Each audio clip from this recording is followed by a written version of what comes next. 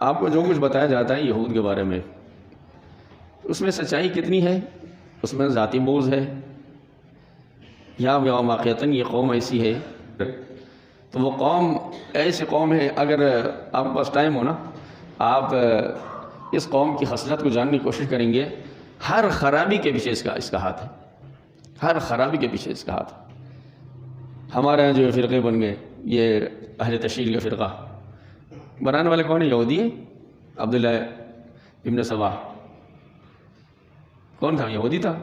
اور ان کا ہمیشہ انہوں نے یہ کیا ہے، جب بھی کہیں نقب لگائی انہوں نے سوراخ کیا تو انہوں نے بیس بدلا ہے، بیس بدلا ہے۔ آپ کو اتنا تعجب ہوگا اگر اور آپ پڑھیں گے نا، یہ جو عیسائیوں میں فرقے ہیں ان کے بانی بھی یہودی ہیں۔ ہم آپس میں اتنے نہیں لڑتے ہیں، ہمارے جو دیوبندی بریلوی اہل حدیثوں میں اتنا اختلاف، اتنی دشمنی نہیں ہے جتنی ان میں ہے، لیکن بڑھایا چھڑایا جاتا ہے ہمارے اس کو، ان میں اس سے زیادہ آپس میں اختلاف ہے۔ ان کے بانی مبانی بھی یہودی ہیں۔ تو ہمارے ہاں جو امت محمد کی پیڑ میں چھورا گھومتا گیا وہ بھی یہودی ہے۔ اور آپ اور چھوڑیں، یہ جتنے بھی یہ عیسائیوں میں جو مسیح کو خدا کا درجہ دیا گیا ہے تو یہ بھی یہودی تھا۔ جس طرح آپ صلی اللہ علیہ وسلم کے صحابی ہیں تو حضرت عیسیٰ علیہ السلام کے حواری تھے، حواری۔ آپ صلی اللہ علیہ وسلم کے صحابہ کو صحابہ کہتے ہیں اور حضرت عیسیٰ علیہ السلام کے صحابہ کو کیا کہتے ہیں؟ حواری۔ تو انہوں نے حواری کا روپ دھارا، حواریوں میں شامل ہو گیا حضرت عیسیٰ علیہ السلام کے آسمان پر تشریف لے جانے کے بعد۔ اور وہ ظاہر سے بات، جو بھی ایسا شاطر آدمی ہوگا، ایک تو وہ دماغ کے لحاظ سے بائی مائنڈ بون اسٹرانگ ہوگا، دوسرا وہ شخص زبان پر اس کو وہ حاصل ہوگا، بڑا چاپلوس ہوگا، اور زبان پر اس کو قدرت حاصل ہوگی، رات کو دن کو رات ثابت کر سکتا ہوگا۔ تو وہ یہودی تھا، وہ حواریوں میں شامل ہو گیا اور دین مسیح ہی کو چینج کر دیا کہ حضرت عیسیٰ علیہ السلام کو خدا بنا دیا اور کہا کہ وہ آسمان پر ہم سب کے گناہ بخشوانے کے لیے گئے ہیں، اب کسی عمل کی ضرورت نہیں، بس جو کچھ کرنا چاہو کر لو، بس سب بخشائے ہیں۔ اس کا بانی مبانی بھی یہودی ہے، اور عیسائیت میں یہ گروپنگ کرنے والا بھی یہ بھی یہودی ہے۔ اور قرآن کریم میں اگر آپ پہلا پارہ پڑھیں گے، پہلا پارہ، اس میں جا بجا ان کا تذکرہ ہے۔ اللہ تعالیٰ نے ان کے اپنا ایک انعام ذکر کیا ہے، اور ان کی ناخلفی ذکر کی ہے، اور ان کی نالائقی ذکر کی۔ اب جو قوم کی چوائس کی حالت ہو، من و سلوا کو چھوڑ کر پیاز ٹماٹر مانگے، وہ کیا قوم ہوگی؟ اب ان کی چوائس کو آپ دیکھیں، اللہ تعالیٰ بیٹھے بیٹھے آئے من و سلوا عطا فرما رہے ہیں، اور وہ کہہ رہے ہیں کہ ہمیں پیاز ٹماٹر سبزیاں عطا کر دیں، ہے نا یہ یا نہیں ہے؟ تو قرآن کریم میں اللہ تعالیٰ فرماتے ہیں اتستبدلون الذی هو ادنی بالذی هو خیر۔ اللہ تعالیٰ خود تعجب کا اظہار فرما رہے ہیں، کیا تم اس چیز کو جو بہتر ہے اس کے بدلے میں وہ چیز لینا چاہتے جو اس سے کمتر ہے؟ اعلیٰ کو چھوڑ کر اعلیٰ کے بدلے میں ادنا کا مطالبہ ہو رہا ہے۔ وَضُرِبَتْ عَلَيْهِمُ الذِّلَّةُ، قرآن کریم نے کہا کہ ان پر ہمیشہ ذلت چھائی رہے گی۔ یہ قوم ہمیشہ، اچھا دیکھیں، پاکستان جتنے دنیا کی بڑی کمپنیاں ہیں وہ کوئی پروڈکٹ بناتی ہیں، پھر اگر وہ اعلان کر دیں ہمارے پروڈکٹ میں کوئی مسئلہ ہے، سب اس کو واپس کر دیں، کوئی استعمال نہیں کرے۔ کوئی استعمال کرے گا ان کو؟ کرے گا؟ تو انسان بھی تو خدا کی پروڈکٹ ہے، کارخانہ کائنات کا مالک کون ہے؟ انسان اس کا پروڈکٹ ہے۔ اللہ تعالیٰ فرما رہے ہیں میرے یہ بندے، یہ مخلوق، یہ کمینے، یہ ذلیل ہے، ان کی فطرت میں شرارت ہے۔ آپ کو تعجب ہوگا، حتیٰ کہ حضرت داؤد علیہ السلام کے بیٹے نے ان کے خلاف بغاوت کی، نبی کے بیٹے نے۔ اور اچھا کمال کی بات ہے، آپ اگر اور توجہ سے پڑھیں گے نا اپنے زمانے کو اور ہمارا جو کچھ ہوتا ہے، ہمارا کیا ہوتا ہے؟ کوئی بھی حق بات کرے جیل ہوتی ہے نا، سمجھ میں نا؟ اور کیا ہوتا ہے؟ غداری کا مقدمہ ہوتا ہے، آج کل بھی بڑے چل رہے ہیں، سمجھ میں نا؟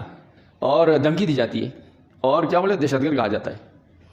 اب آپ کے سامنے بہت سینیارو واضح ہو گیا ہوگا کہ جب حماس دہشت گرد ہے تو آپ کے ہاں 20 سال سے دہشت گردی کی جو اصطلاح استعمال ہو رہی تھی اس کو بنانے میں ولی ہوئی ہیں۔ وہاں جو حماس کو دہشت گرد کہہ رہا ہے، یہاں بھی اس نے کس کو دہشت گرد کہا؟ تو سمجھ لینا یعنی جو پٹ گئے، جو لٹ گئے، جن کے بچوں کے چھیترے اڑ گئے وہ دہشت گرد ہے. اور جو خواتین کو، ایک حاملہ خواتین تک کو نہیں بخشا، ماں کو بھی مار دیا، بچے کو مار دیا، وہ کس منہ سے افغانستان میں خواتین کی بات کریں گے؟ بات سمجھ آ رہی ہے نا؟ آپ کو سمجھ آ رہی ہوگی. اب یہ نعرے ہم تو شروع سے سمجھ چکے ہیں، ہمیں قرآن نے بتایا، حدیث نے بتایا، لیکن میری قوم کے افراد کو، میرے مقتدیوں کو، میرے پیچھے نماز پڑھنے والوں کو بات سمجھ نہیں آتی تھی، بلکہ وہ میرے ہی اس پہ شک کا اظہار کرتے، میری سمجھ پہ، میری عقل پہ، میری دانش پہ، میرے علم پہ، میرے آبزرویشن پہ ان کو ہمیشہ شک رہا، ان کو شکایت رہی. کسی حد تک صحیح بھی ہے، کامل مکمل تو کوئی بھی نہیں ہو سکتا ہے.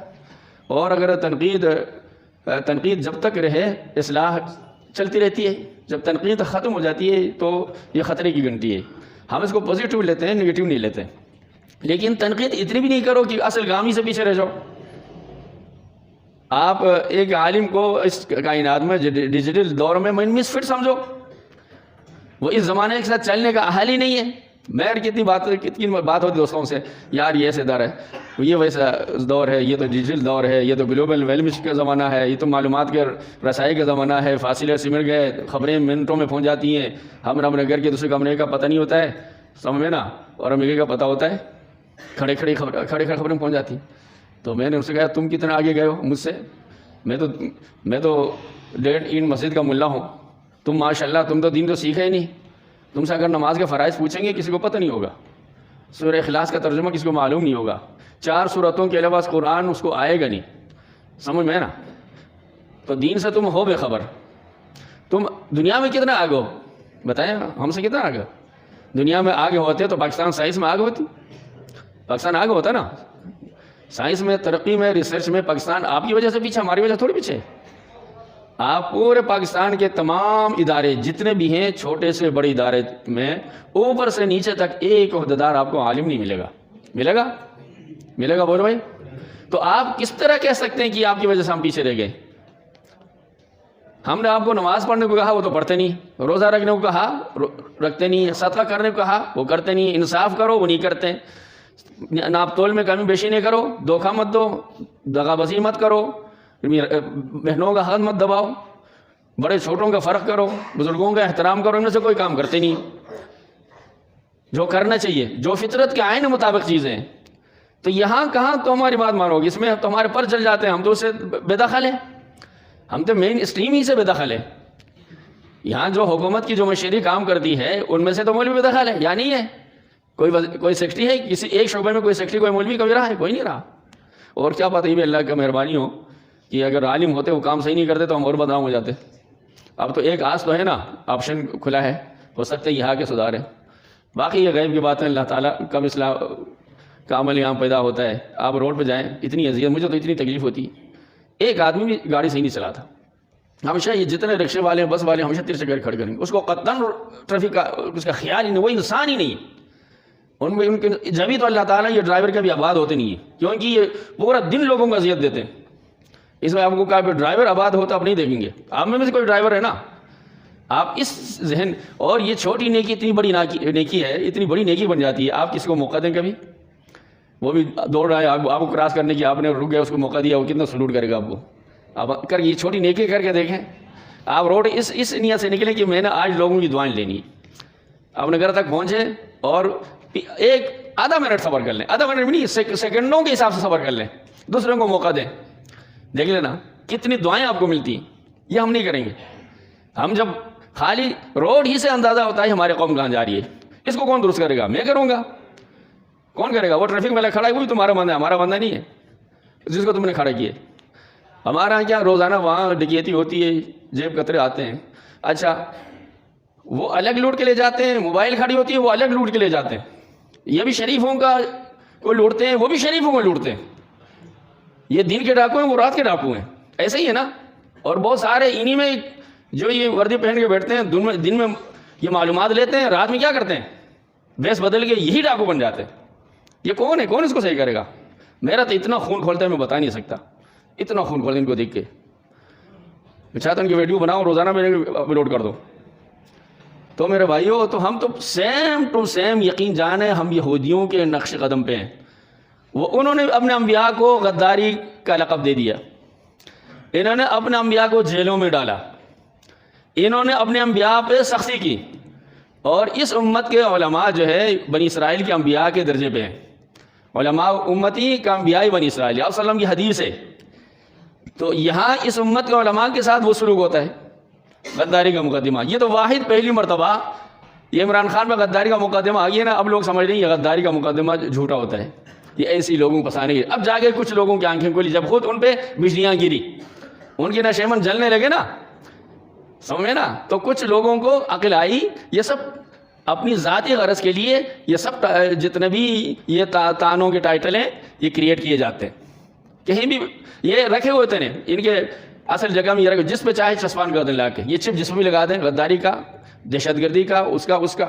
اور کمال کی بات ہے جس طرح یہودیوں کی 2 ریاستیں تھیں فلسطین میں, ایک یہودیہ اور ایک سامریہ, یہ آپس میں لڑتے تھے اور آپس میں ایک دوسرے کے خلاف یہ مشرکین ہی مدد لیتے تھے. وہی مسلمان کرتے ہیں, آپس میں لڑیں گے. کبھی آپ کسی مسلمان ملک کو, مسلمانوں کو کسی مشرک سے, عیسائیوں سے, یہودیوں سے لڑتے نہیں دیکھیں سوائے فلسطین کے, آپس میں لڑیں گے. اور آپ کو تعجب ہوگا, حضرت یرمیہ علیہ السلام قوم کو سمجھا رہے ہیں, بجھا رہے ہیں, اصلاح کی کوشش کر رہے ہیں. بے رہروی جو ہمارے ملک میں اس وقت عام ہے, فحاشی عریانی ہے, دین بیزاری ہے, سمجھا رہے ہیں.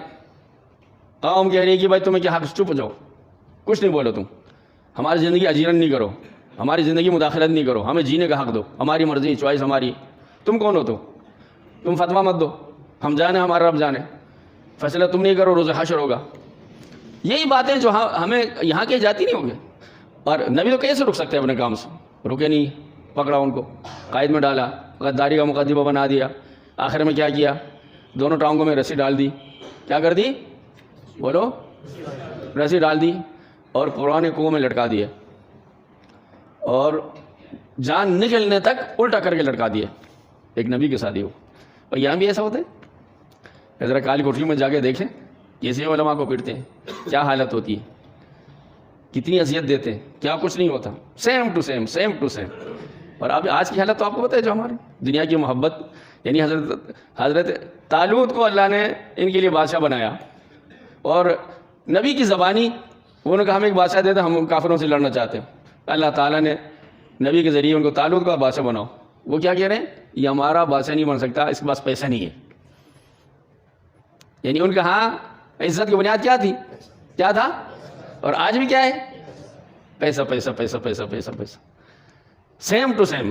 کہ ایک کوئی بھی خرابی آپ لیں گے, کوئی بھی آپ خرابی لیں گے نا, بلکہ ہم سے 2 ہاتھ آگے ہیں. کیونکہ آپ نے کیا فرمایا تھا, وہ 72 فرقے بنیں گے اور اس امت میں 73 فرقے بنیں گے.